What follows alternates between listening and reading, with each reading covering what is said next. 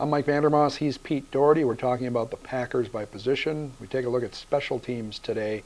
Pete, it seems like the Packers are set in all the key areas. They've got their place kicker, punter, long snapper, return man last year, Randall Cobb.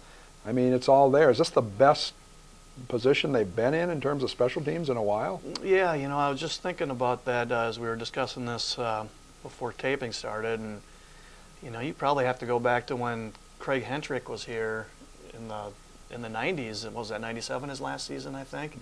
To when they had when they were as strong at all the primary spots, the kicker, punter, and return game. You know, the special teams had been somewhere between mediocre to pretty bad for a lot of the last 10 years.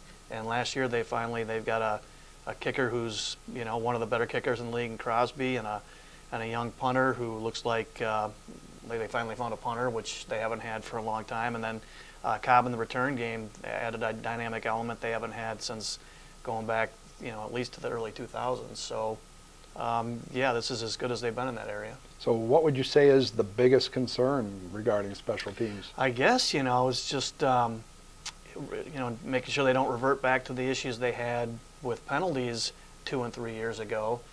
You know, last year, Sean Slocum, the special teams coach, changed some of the practice periods where when they were doing individual blocking and beating blocks for special teams, he had referees reffing each of those.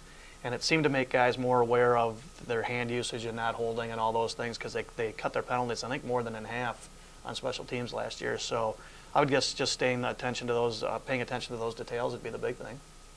For Pete, Mike, we're out.